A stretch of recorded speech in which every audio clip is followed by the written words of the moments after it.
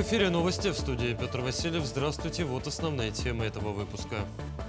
В Вилюйском районе Якутии обнаружили торовый бак ракеты-носителя. В скором времени на месте будут готовить вертолетную площадку для его вывоза. Нарушители на еще не открывшейся переправе Якутск-Нижний Пестях будут выявлять камеры. С сегодняшнего дня на берегу дежурят сотрудники ГАИ. 94 года на одной волне со слушателем. Якутское радио отмечает сегодня памятную дату.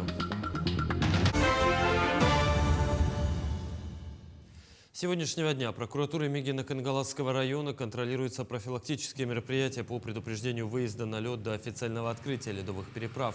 Организована рабочая группа по недопущению выездов.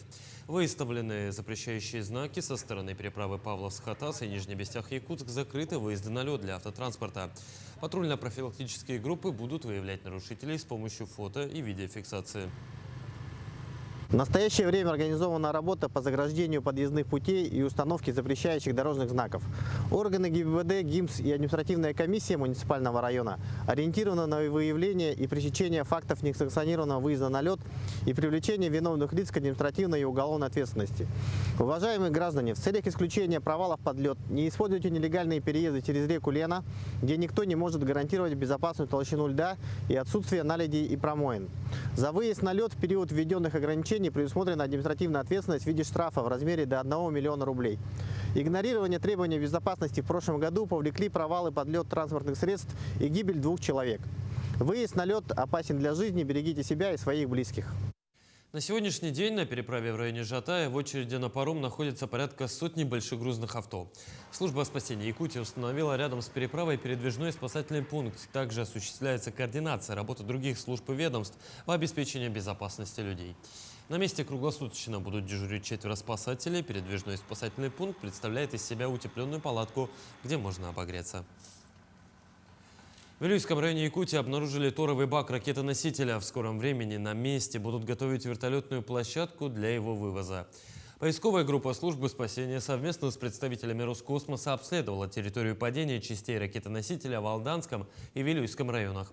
В Вилюйском районе в 220 километрах от районного центра в лесной чаще был обнаружен бак ракеты. С предполагаемых мест падения частей ракеты были взяты пробы грунта. Обнаружили 1 фрагмент. В Алданском районе фрагменты ракеты-носителя обнаружены не были.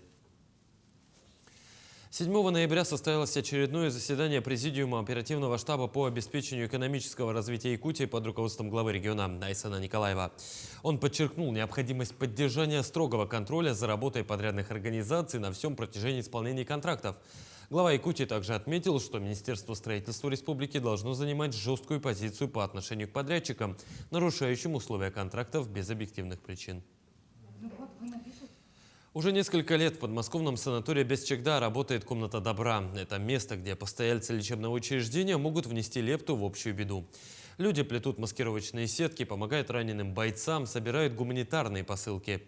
Как работает волонтерское движение, узнаем в следующем материале. Варвара Максимова – мать Героя России Радомира Максимова. В санаторий Бесчегда она приехала к сыну на его реабилитацию. Дома в Татинском Улусе она активно занимается волонтерством. И когда услышала про комнату добра в санатории, сразу решила присоединиться к людям, которые помогают бойцам СВО. Я думала, что там будет такой маленький цех, но там вообще у них работа такая обширная. Я даже была как в шоке. В маленьком шоке, да. Ну, конечно, очень радостно, что именно вот в таких санаториях, где проходит реабилитацию бойцы, есть вот такие комнаты. Это очень хорошо. И мы, матери и жены бойцов, очень благодарны. Комната добра работает в санатории уже 2 года. Здесь плетут маскировочные сетки, шьют плащ-палатки для снайперов, антипролежневые подушки, собирают посылки с лекарствами, продуктами и другими необходимыми вещами для бойцов. У меня очень много обратных связей, они очень много видео отправляют. Некоторые говорят: спасибо вам большое, сетка нам жизнь спасла. Некоторые заказывают еще. Вот, допустим, вот 13-го, говорю, вот едут, они мне заказали 25 сетей. Ну и, соответственно, и с Донецка заказывают, вот с Донецка заказывают госпитали вот такие бублики. Каждый день любой постоялец санатория может прийти сюда и помочь, чем может. Комната открыта в любое время. Нередко здесь можно увидеть и бойцов, которые проходят реабилитацию. Они говорят, что на линии соприкосновения все эти вещи жизненно необходимы. Важную роль играют и любые весточки из родных краев. Огромное спасибо волонтерам, они очень даже помогают. И также хочу сказать вот школьникам, вот, о том, что они пишут письма. И вот я, например, мне дали пол рюкзака, по-моему, письма. Я ее передам бойцам. И они там радуются очень даже. Это письма они к стене прикрепляют. И они как, скажем, хорошо. Также бойцы в комнате добра подсказали волонтерам, как улучшить, например, экипировку снайперов, рассказали, чего именно не хватает в окопах. Все эти предложения ушли в работу, и будущие гуманитарные посылки пополнятся необходимыми новинками. Максим Кардозу, Айтал Байтунов, Московская область. В День воинской славы 7 ноября в Алекминске торжественно вручили военные награды родным и близким погибших бойцов. В этот же день был проведен форум волонтерских объединений, который проводится третий раз. Тему продолжит Елена Фаст. Один за одним в безмолвном параде проходят алекминские мальчишки. Теперь лишь на экране.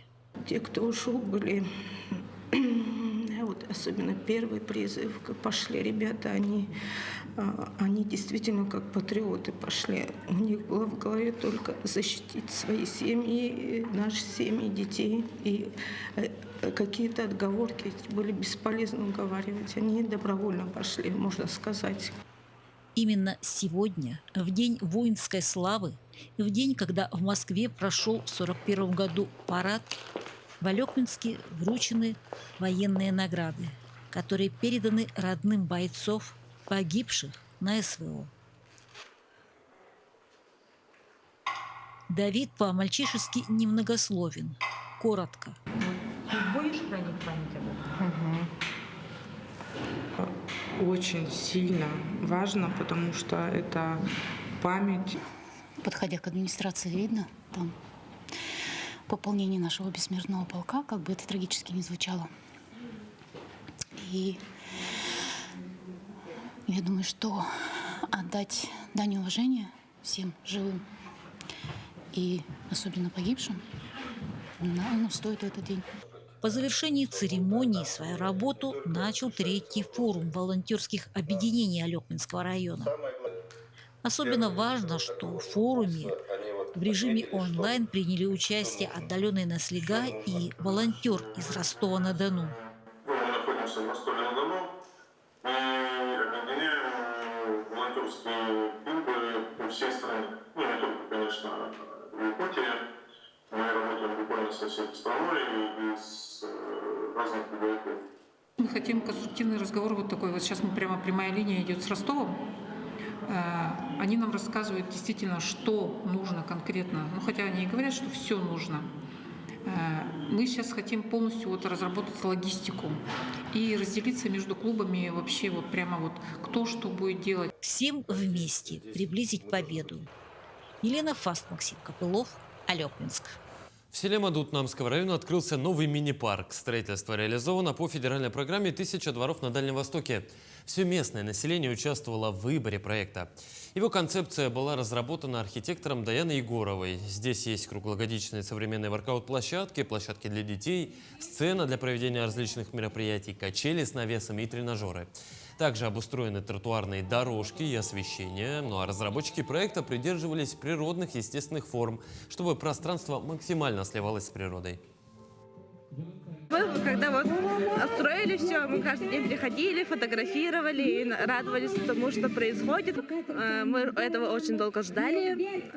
Дети рады, взрослые тоже, тем более молодые мамочки. Когда потеплеет, будут гулять на колясках и на самокатах, будут играть в теннис, тренироваться. Всем известно о нехватке специалистов в районах Крайнего Севера. Помочь решить эту проблему призваны программы федеральных проектов.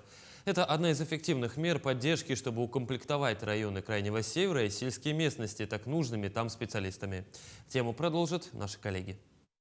В этом году к нам прибыло 15 специалистов Из них 7 это молодые специалисты. Отрадно, что 5 из них это выпускники с нашего района. Также все 7 человек подписали с нами договор на земского доктора. Это значит, что они остаются работать на 5 лет в нашей больнице. Мы познакомились с молодыми специалистами и спросили их, с какими сложностями, по их мнению, они столкнулись, приехав на работу в наш район. Население у нас не просвещенное по поводу диспансеризации, и почему-то все очень негативно реагируют, когда их просят подойти на профилактические осмотры. Надеюсь, что они поменяют свое решение, свои какие-то мнения о больнице и все-таки будут более активно приходить. Узких специалистов очень мало здесь, очень мало. Поэтому при многих патологиях, например, при сосудистых или нервных, то мы отправляем их в город Якутск, так как мы сами не можем, соответственно, их диагностировать и лечить. У нас нет для этого ресурсов. На станции скорой помощи трудятся 2 новых выездных фельдшера – Александра Тихонова и Аида Сукулова, уроженки Аймегунского района. Девочки пришли без опыта, конечно, но мы им все показываем, все рассказываем, передаем свои знания. Бывает, что спрашивают, мы все объясняем. Я сама с Аймегуна, окончила Якутский медицинский колледж, приехала сюда работать по программе «Земский доктор». А на работе трудности какие-то есть? Пока не встречала. Трудности какие-то, когда одна ездишь на вызовах. А вдруг пьяный вызов. Хочется верить, что молодые люди не ошиблись с выбором профессии. И кто знает, задержится в районе надолго. А пока коллектив больницы помогает им, чем может. Да, мы помогаем им с жильем. Также оплачиваем 50% от аренды жилья. Доктора, у которых стаж более 40 лет, они учат всему, обучают наших молодых специалистов. В чем-то, если какие-то проблемы, у них есть к кому обратиться. Светлана Поцелуева, Андрей Неустроев, Уснера. 7 ноября 1930 года впервые на якутской земле через городской радиоузел «Внимание, говорит Якутск» прозвучала такая фраза. Это событие стало знаковым для всей республики, ведь именно с него началась история якутского радио, которое стало важным инструментом связи и распространения информации в суровых условиях Севера. С того памятного дня прошло 94 года. Началось все с предоставления услуг проводного вещания, затем появилось эфирное, ну а в Якутии одним из первых в стране освоили УКВ, ЧМ радиовещание, а далее появилось и ФМ радиовещание. На этом все, до встречи в дальнейших эфирах.